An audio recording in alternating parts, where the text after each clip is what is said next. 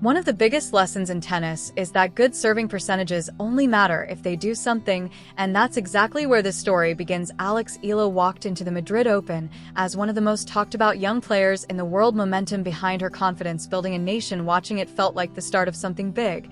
And then 76 minutes, 62-61, just like that, the match was over. But Harris. The key: this isn't a story about hype crashing into reality, it's a story about levels and what it actually takes to live at the top of the sport, because across the net wasn't just any opponent, it was Elise Mertens, a player who represents one of the most important truths in tennis: consistency at the highest level is a weapon. To really understand what happened, you have to understand Eala's journey. She wasn't built overnight. Born in Quezon City, raised in a family that understood competition, she made a decision at just 13 years old that most players never face: leaving home to train in Spain at the Rafa Nadal Academy. New country, new culture, new level of competition. That kind of move doesn't just build skill, it builds resilience. And it paid off. In 2022, she made history by winning the US Open girls singles, a breakthrough moment that put her on the global map.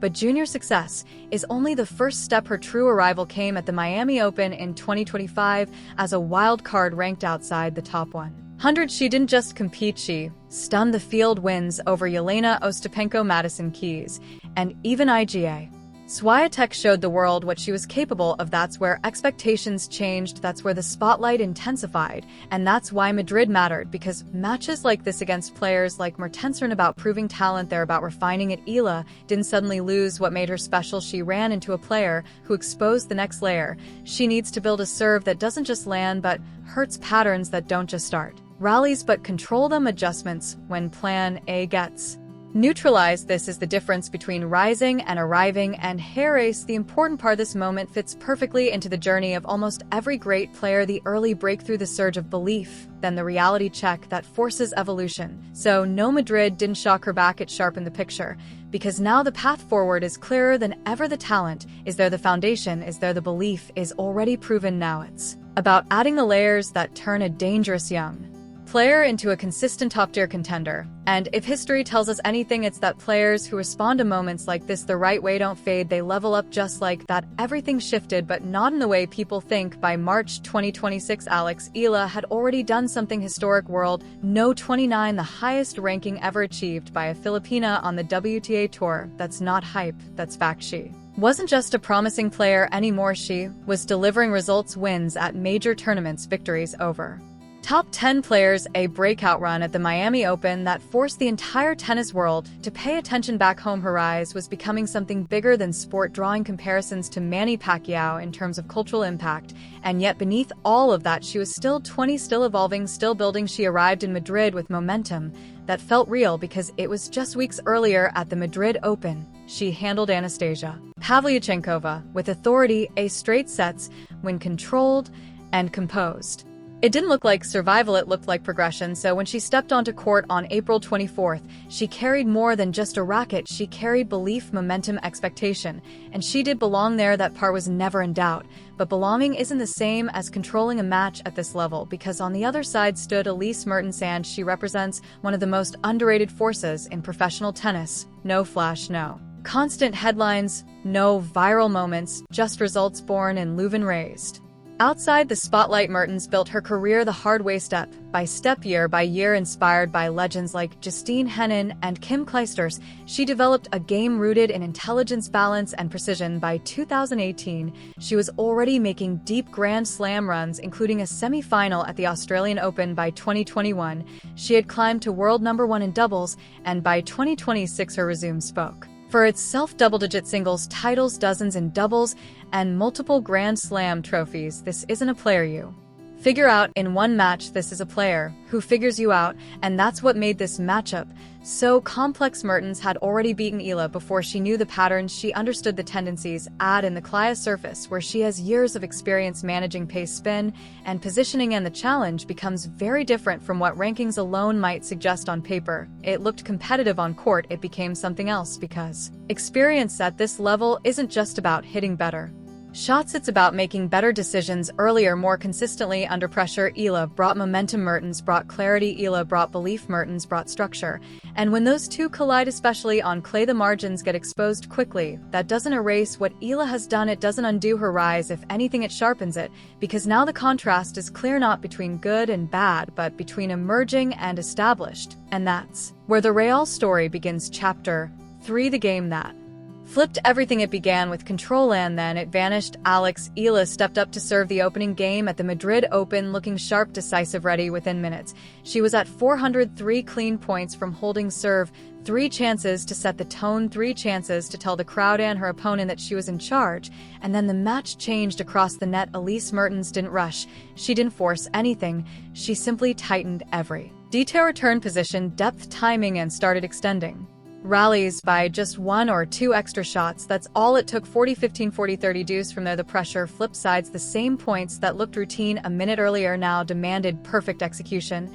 And against a player like Mertens, almost perfect isn't enough. 5 points in a row, break of serve, game gone. It's tempting to call that the moment the match was decided, and emotionally it felt that way. But technically, it's more precise to say this is where the pattern was revealed on clay, especially in Madrid's quicker high-altitude conditions. Momentum isn't just about energy, it's about control of space and time. Mertens took both. She stepped slightly inside the baseline on returns. She sent the ball consistently deep, pushing Eala back. She forced 1 extra shot per rally until errors appeared. That's how small leads disappear. Eala didn't suddenly collapse in that game. She ran into a player who thrives exactly in those moments, someone who sees 0-40 not as danger, but as an opportunity to shift the rhythm. And once that shift happened, it carried forward, because on clay, breaks aren't isolated events, they echo.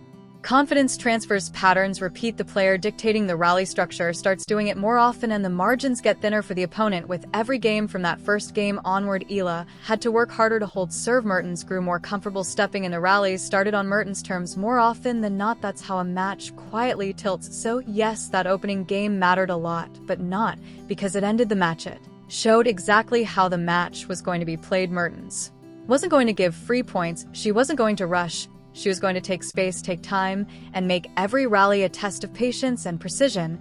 And on that day, she passed every one of those tests. What you're describing feels overwhelming because of the scoreline, but the reality is more precise than demolition. It was control sustained over 76 minutes by a player who executed her patterns better from the first ball to the last. Elise Mertens winning around 80 of her first serve points tells you everything about her service games. They were protected, structured, and rarely under pressure. She wasn't just landing serves, she was setting up the next shot placement into uncomfortable zones, especially toward Alexandra Eala's backhand side. Meant rallies started on Mertens' terms more often than not. That's the key difference. It's not just where the ball lands, it's what it forces.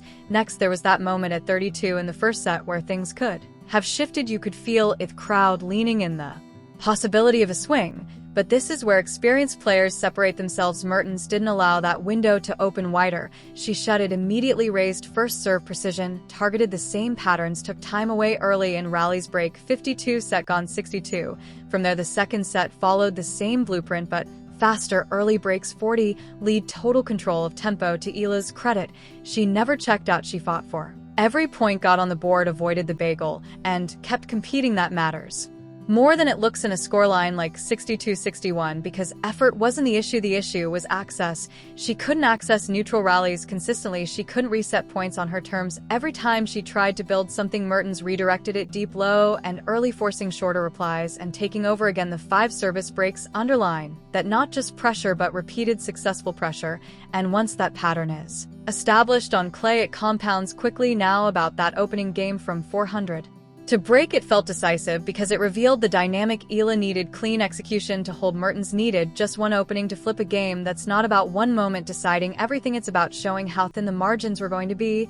And at this level, thin margins favor the player who repeats patterns without errors, controls depth consistently, makes the opponent hit 1 extra shot every rally. That was Mertens. So yes, 62-61 looks harsh. It raises questions. That's normal. But here is the grounded takeaway: Eala wasn't outclassed in talent, she was out-executed in patterns, she was out-positioned in rallies.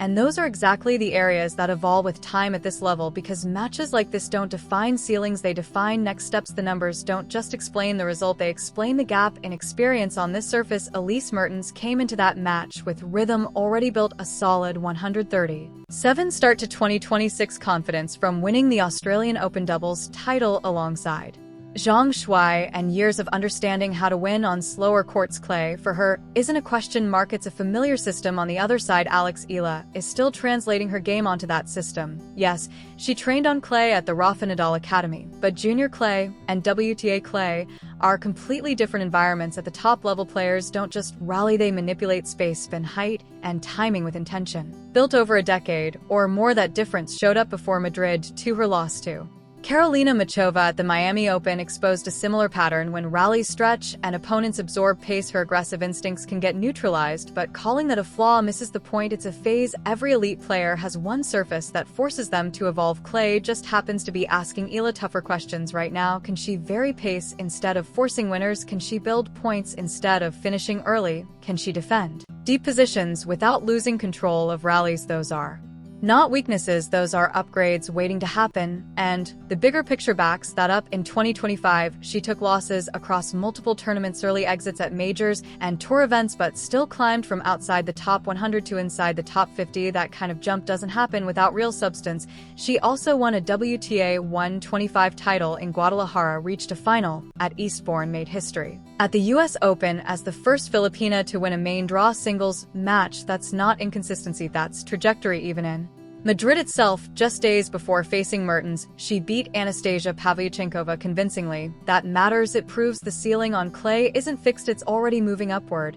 And her own words make it even clearer. She's focused on different layers to her game. That's exactly the mindset required at this stage, because what happened against Mertens wasn't a collapse site, was a detailed blueprint. Improve serve impact, not just percentage. Add variation, slice height angles in rallies, develop patience in extended exchanges. That's actionable, that's specific, that's progress. Now the calendar moves forward. Next stop, Italian Open, then French Open at Roland Garros. And that's where this gets exciting, because stepping onto those courts as a 20-year-old from Quezon City isn't the end of a story, it's the expansion of it. Every match adds data, every loss sharpens decision-making, every tournament builds the version of her that can eventually compete deep into these draws. Madrid didn't shut anything down, it clarified the path, and if her trajectory so far is any indication, she's not stepping away from that challenge. She's walking straight into it.